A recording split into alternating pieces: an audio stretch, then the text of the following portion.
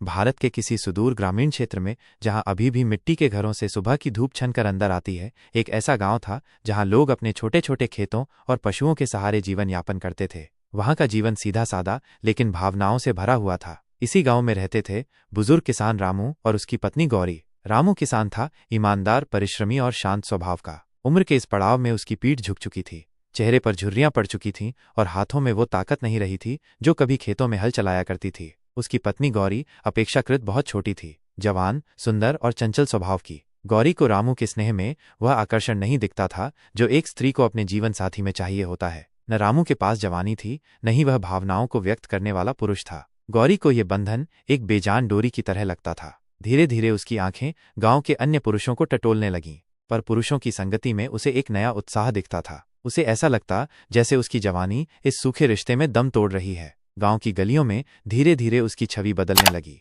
लोग फुसफुसाकर बातें करते, पर रामू कभी कुछ न कहता। वो जानता था, और शायद कहीं गहराई में स्वीकार भी कर चुका था, कि उसकी पत्नी की दुनिया उससे कहीं दूर निकल चुकी है। गांव से कुछ मील दूर एक नगर में एक ठग रहा करता था। नाम था मधुकर। मधुकर की आंखें हमेशा ऐसे अवसर ढूंढती थीं जहां लालच और मूर्खता एक साथ मिल जाए। उसने कई बार गांव में जाकर भोले लोगों को ठगा था। एक दिन वो रामू के गांव पहुंचा। जैसे ही उसने गौरी को देखा, सजी संवरी, अकेली और व्याकुल, उसे समझते देर न लगी कि यह स्त्री अपने वर्तमान से असंतुष्ट है। वह उसके पीछे पीछे चला। गौरी गांव के बाहर एक बगीचे की ओर जा रही थी, जहां अक्सर वो अकेली बैठती थी। मधुकर ने वहीं जाकर उसके सामने नम्रता से कहा, बहन, क्या मैं कुछ कह सकता हूँ? गौरी ने उसे ऊपर से नीचे तक देखा। अच्छे कपड़े, साफ चेहरा और विनम्र भाषा।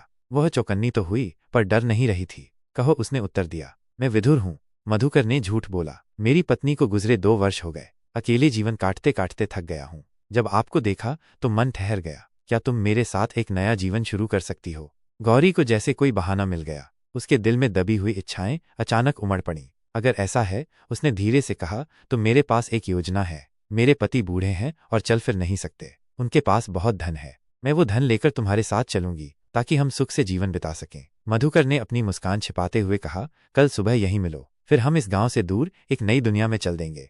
रात भर गौरी जागती रही। वो कल्पना कर रही थी, एक नया घर, नया जीवन साथी, बिना किसी बंधन के स्वतंत्रता। उसने पति के खजाने से सोने के गहने, रुपये और कीमती वस्तुएं एक कपड़े में बांधी। जब रामू सो गया तो वह चुपके से दरवाजा खोलकर बाहर निकल गई। प्रातःकाल जैसे ही सूरज की किरणें गांव की मिट्टी से टकराईं, गौरी अपने सपनों की गठरी लेकर उसी स्थान पर पहुंची। मधुकर वहां पहले से इंतजार कर रहा था। चलो, उसने कहा, और दोनों एक लंबी यात्रा पर निकल पड़े। गांव पीछे छूटता गया। रास्ते में गौरी ने अपने जीवन के नए अध्याय की कल्पनाएं की, और मधुकर अपनी योजना को अंतिम रूप दे रहा था। सूरज सिर पर आ गया था जब वे एक गहरी और चौड़ी नदी के किनारे पहुंचे। पानी की तेज धारा देखकर गौरी सहम गई। ये नदी पार करनी होगी, मधुकर बोला। लेकिन मैं एक साथ तुम्हें और गठरी को नहीं ले जा सकता। पहले मैं धन ले जाता हूँ, फिर लौटकर तुम्हें अपनी पीठ पर लाद ले जाऊंगा। गौरी को थोड़ी झिझक हुई, पर उसने उस पर भरोसा किया। उसने अपनी गठरी उसे दी। मधुकर ने उसे लेकर नदी पार की, फिर किनारे पर खड़ा होकर बोला, तुम्हारे कपड़े भारी हैं, भीग जाएंगे, उतार दो और मुझे दे दो, मैं उन्हें भी ले आता हूँ। गौरी ने कुछ सोचकर अपने सारे आभूषण और कपड़े उतार कर उसे दे दिए। अब वो किनारे पर केवल अपने वस्त्रों में खड़ी थी। मधुकर ने एक बार उसके चेहरे की ओर देखा, मासूम, भरोसे से भरा चेहरा, और फिर बिना पीछे देखे जंगल की ओर चला गया।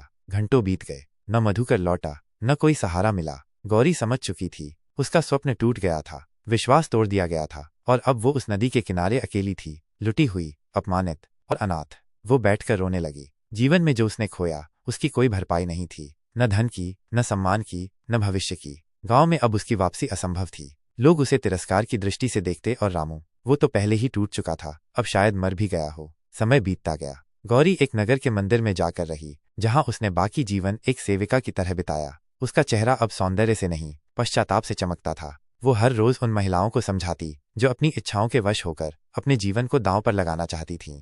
उसका संदेश साफ था, माइनस, अपने सुख की खोज में अधर्म का मार्ग मत चुनो, क्योंकि गलत मार्ग पर चलकर कोई भी गंतव्य नहीं मिलता, केवल अंधकार होता है।